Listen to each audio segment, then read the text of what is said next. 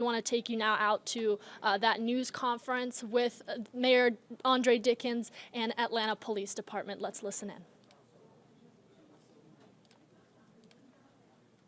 And FBI apprehended an individual linked to multiple acts of vandalism and arson. As you can see by the arrest, that there are people who are using the Public Safety Training Center construction to conduct violence against fire, police, private businesses, and people. There have been over 24 acts of arson recently, and I'm grateful to our law enforcement partners for taking the first steps to bring the alleged attackers into custody. The people of Atlanta deserve to be protected by well-trained, well-equipped first responders, and the Public Safety Training Center is critical to our comprehensive public safety training strategy that has already produced a 20% reduction in violent crime in the city of Atlanta. That means more Atlantans are alive, more are thriving, and that is by our actions and our strategies. See, these people are threatening members of the Atlanta City Council, they're threatening county commissioners, city employees, and employees of private businesses and their families. They do not want Atlantans to have safety. They do not want Atlantans to feel that safety. They do not care about order. They want chaos. They use misinformation and technology to attempt to recruit others into their violent cause. They have a destructive agenda. But as you see today, they will not win in the end. The training center is well on its way to being fully operational by the end of this year. We're moving forward as planned and not allowing the distractions to deter us from creating a nation-leading 21st century public safety training center with curriculums around anti-bias training, de-escalation techniques, and proportionality. We have made an intentional effort to include the voice of the people and the recommendations from 2 different citizen groups and committees. The Public Safety Training Center has passed every vote that it has been taken for it so far, from the City Council to the DeKalb County Commissioners. It has been approved by the Environmental Protection Division. Every lawsuit that opponents have attempted has failed in the courts. A majority of Atlantans believe that we need a place to train our police and fire rescue officers. The new facility is almost 70% complete with construction. And see, our current training facilities are old and dilapidated and condemned, and we need effective places for us to train our first responders. So while this downward trend in crime is good news, there is still a lot of work that needs to be done. New firefighters and police officers need training, and existing veterans need ongoing training annually. The same goes for our EMS and our E911 personnel. In fact, we continue to train right now, but we want to be able to train at the Public Safety Training Center soon. As is the case with other careers, professional development and continuing education are critical in public safety in order to ensure the best possible outcomes for our communities. The new center will allow EMS, firefighters, and police to train alongside civilian co-responders and mental health professionals to learn de-escalation and harm reduction techniques that reduce the use of force with viable alternatives are necessary. Our community deserves well-trained first responders, firefighters, and police officers, and our first responders deserve a first-in-class training facility that meet the needs of our growing population. To learn more about what we're doing, what's going on today, I'd like to turn it over to Fire Chief Rod Smith. Thank you, Mr. Mayor. Just 2 weeks ago, myself, along with our police chief, came before you, and we said that we would not stop our attempts to go after the individuals who are responsible for the targeted attacks against our city and our attempt to build a public safety training center. Yes, this is an ongoing investigation, and we have been resulting in targeted attacks against our city. I'd like to thank our local and federal partners for assisting us in our efforts thus far, and it has not ended, and it will not end until we catch everyone involved. As a result, we had an arrest earlier this morning for an execution of a warrant. That individual was arrested is John Robert Mazarak, born March 1993, and he is charged with first-degree arson. I repeat, he is charged with first-degree arson. This is not about freedom of speech. This is about criminal attacks against our city and our efforts to build a much-needed public safety training center. So we urge you, if you have information, please contact Crime Stoppers. We can be reached at 404-577-TIPS, and the reward is up to $200,000. We will now hear from our police chief. Thank you, Chief Smith. Mayor, good morning. Thank you for all you're doing to keep Atlanta safe. Ladies and gentlemen, welcome to your public safety headquarters. As has been alluded to by our mayor and our fire chief, at 6 a.m. this morning, a task force of law enforcement professionals, and I am very proud to be joined today by representatives of the ATF, the GBI, and the FBI that stand behind me today. This is a collective effort to keep Atlanta safe and to stop criminal acts across Georgia. This morning at 6 a.m., investigators of the Atlanta Fire Rescue, Georgia Bureau of Investigation, Federal Bureau of Investigation, the Bureau of Alcohol, Tobacco, and Firearms, and the Atlanta Police Department, joined by uniformed elements of this department, the Georgia State Patrol, executed search warrants signed by judges who had reviewed the probable cause, allowing us to enter 3 locations to seek evidence connected to acts of vandalism and arson that have occurred over the last few months. As investigators went to those locations, they were armed with an arrest warrant that Chief Smith just alluded to, that his investigators had secured, charging Mr. Mazarak with arson. It was at one of those 3 locations that we believe held evidence of the arsons that we found Mr. Mazarak, and he was taken into custody. And he was taken into custody and was not harmed. And fortunately, at the end of those search warrants, no first responders of this city, of our state, or of our federal government was harmed as well. Now, Mr. Mazarak is charged with the arson that occurred in July of this past year, when a precinct of the Atlanta Police Department, which houses our Special Operations Center, which is key in protecting the parades and the festivals and the dignitary visits to this city, was set on fire. And equipment used to keep the city safe was destroyed. What was often overlooked is inside of that precinct was a protector of this city. An Atlanta police officer was inside. So for those that say this is only about the destruction of property to make a political point, that is wrong. We are very fortunate that we did not stand before you all in July to note the passing of an Atlanta police officer that was killed in an arson attack. And despite the almost 30-plus arson attacks that have occurred across this state and this country, we've been very fortunate that no one has died yet.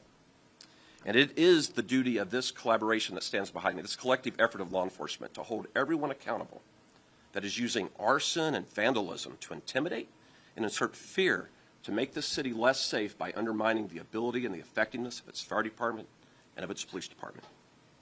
You know, the chief said something that reminded me, this isn't, Chief Smith, about free speech, an attack on free speech. Free speech is standing on any street of this city, in any park, in our city hall, and criticizing your government, criticizing your police department.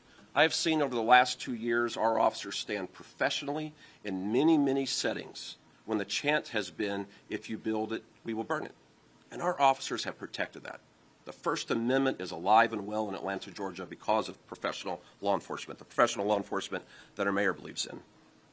But while we have the protections of the First Amendment alive in this city because of professional law enforcement, the rule of law is alive in this city and this state because of professional law enforcement. So you can chant all day long, if you build it, we will burn it. But if you set police cars on fire, we're going to find you and we're going to arrest you. If you set police precincts on fire, we're going to find you and we're going to arrest you. And when you set youth centers on fire, we're going to find you and arrest you. And when you set construction equipment on fire, we're going to find you and arrest you. And when you intimidate members of our elected bodies, we're going to find you and arrest you. And when you intimidate members at their houses of worship and you vandalize their homes and their private vehicles, we're going to find you and we're going to arrest you and we're going to place you before a court of this county for the evidence to be heard. We will continue to uphold the First Amendment throughout Atlanta, Georgia, and we will continue to ensure that the rule of law is present and everyone is free from fear and intimidation, and everyone can rest assured that their first responders will be there for them in the time of need. Thank you again to the GBI, the FBI, the ATF, Atlanta Fire Rescue, the Attorney General's Office, the Insurance Commissioner, Gwinnett Fire and Rescue, all of those that have been at work making Atlanta safe and helping us in these investigations to stop these arson sprees. More arrests will come. They will come soon, and we'll continue to hold people accountable. To everyone that has been involved in these acts are in jail and before a judge. Crime Stoppers, you heard our fire chief mention it. There is a reward up to $200,000 for information leading to the arrest and the conviction of anyone that has been involved in a fire right here in the state of Georgia. Please continue to call that number. Please, members of the media, continue to highlight that number. It is very critical and key to our success in this investigation. So thank you, Mayor, and thank you to our law enforcement partners for their work on this case. Thank you, Chief Shearbaum. Thank you, Chief Smith. And again, thank you to our partners at the ATF, the FBI, and the GBI, and all of our law enforcement partners across the region, the state, and federally, and all of our public safety officials. Now, I'll take any questions chiefs, the two chiefs and I can answer. Let's start with AJC and come around. Let's start with AJC. How confident are you guys that with this arrest and with most arrests coming, that this offense will stop now that you have made your first arrest in this case? Yeah, you know, in my profession, when we put people that are causing harm to any neighborhood of the city, the crime stops. Will there be others that may try? There may be. But we hope this sends a strong message that you can't get away with arson and vandalism and intimidation. So we know that proper enforcement of the law leads to safer neighborhoods, and proper actions of the courts lead to safer neighborhoods, and I believe that will take place here. Roughly how many more suspects do you anticipate making arrests? The investigation will play that out, but there are others that I anticipate will be arresting in the weeks to come. Where did this arrest happen? In Atlanta, in a different part of the city, in a different state? Yes, we will release the addresses later today, potentially where the search warrants were served. It was a residence here in the city of Atlanta where a federal task force was serving their portion of the search warrant.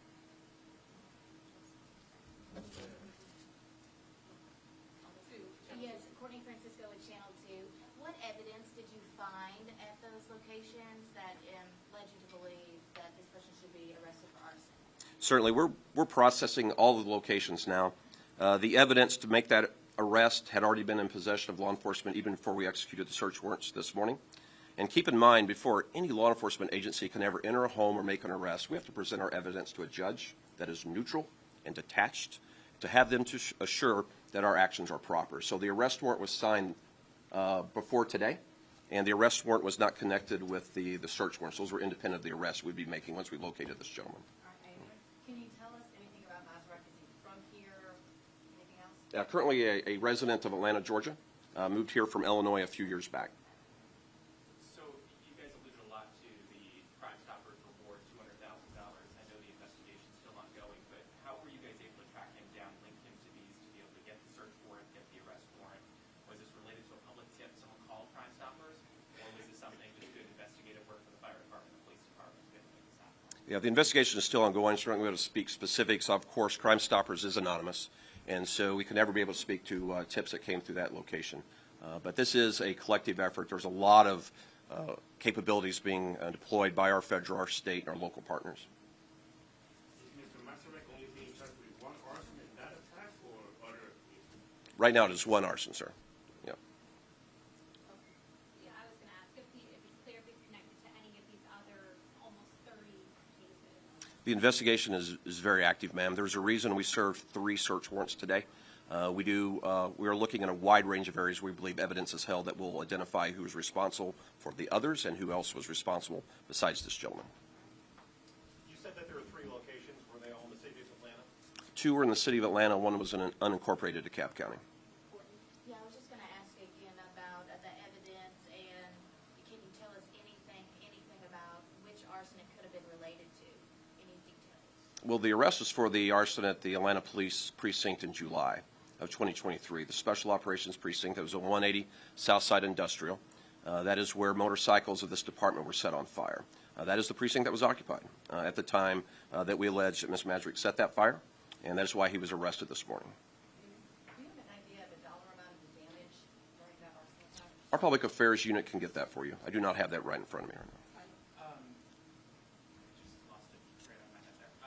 So when you guys came out last 2 weeks ago, we heard from the South Cotton City folks saying that they're going to continue doing stuff like this or these public demonstrations because they just don't feel like their voices have been heard. This may be a question for the mayor.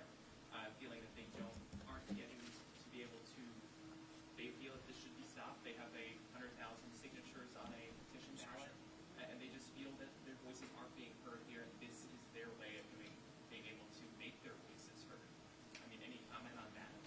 Yeah, this is not the way to make sure your voice is heard. This is destructive, this is criminal, and this is leading to someone being arrested and going to jail. So this is not the way to make your voice heard. The way to make your voice heard is to write letters or send information that you think that we can make alternate decisions by going to city council, by asking us what changes we can make. But this is why we had two distinctive different sets of citizen groups provide input that we have incorporated just about all of those citizens' input. Things from changing the front entrance from Key Road to Constitution, things like making sure that there's publicly accessible park space and trails, to making sure that we move the firing range to a different location. Dozens of decisions have been made based upon qualified, good communication with the community. But violence is not the way to communicate to elected officials, not to your public safety official. Violence and arson and vandalism is communicating that you have a political message that you're trying to send, as well as a destructive message, not a constructive one that would lead to safety in our community. So what I would say to them is, make sure that you learn how to use your voice in a way that Dr. King and others have used their voices to affect change, but nobody should be setting fires or destructing public or private property or threatening people and intimidating folks. Thank you. So, of course, in the past, opponents of the claims have been charged with domestic terrorism, with RICO. Do you feel like these people who have been causing this should be charged with domestic terrorism and RICO?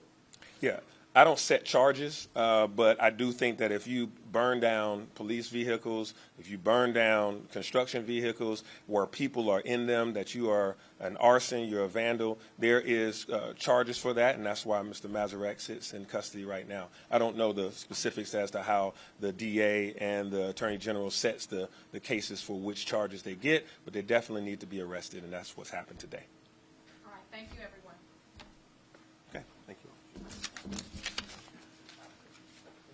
All right, so you just heard from Mayor Andre Dickens, the chief of police, the fire chief, a lot of law enforcement officials and city officials, for that matter, getting together today at 10 o'clock. This was a last-minute news conference that was called because of the news that had transpired just at 6 a.m. I want to get into some of the details in case you're just joining us on this live stream.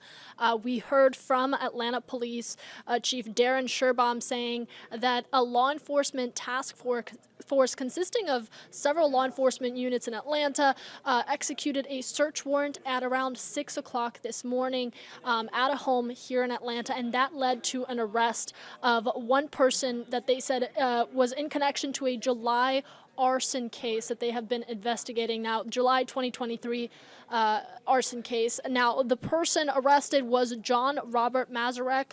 He has been charged with first-degree arson in connection to that July incident, but I wanted to show you some of the pictures just to get into more of that incident. This is pertaining to a precinct that has sustained severe damage to law enforcement equipment, to vehicles, as you can see here, from what they called at the time incendiary devices. Now, I'm going to take you through some of these photos. You can see Atlanta police motorcycles, vehicles, and just towards the bottom there, as you see that device that Atlanta Police has said was used to set fire to some of the equipment at this precinct. They said this, they believe, is in connection to the Atlanta Public Safety Training Center protests and opponents of the construction and the ongoing development of this site taking matters into their own hands. Those are the words from Atlanta police and Atlanta officials saying that they will not tolerate this, that they have put out that a reward of $200,000 for any information, and they do believe there are other arrests still to be made. But this recent arrest just being announced today, following the January arrest that they announced several weeks ago, John Robert Mazurek, charged with first-degree arson after a law enforcement task force executed a search warrant at an Atlanta residence just at 6 o'clock this morning. That is has been confirmed to us as being in connection to the July arson investigation near the precinct and in connection to the Atlanta Public Safety Training Center. So we will continue to keep you updated and put out information for you on AtlantaNewsFirst.com and in the free Atlanta News First app. You can count on us to continue to follow this story and get you the latest details on this as they develop. For now, I want to take you back out to your regularly scheduled programming. If you're watching this on YouTube Live, make sure you have your push notifications turned on and subscribe so you don't miss a thing. Anytime we jump on here with a live stream with breaking news, you'll be the first to know, so you can tune in, ask your questions, and we can get you information out as quickly as possible and address any thoughts or questions that you may have.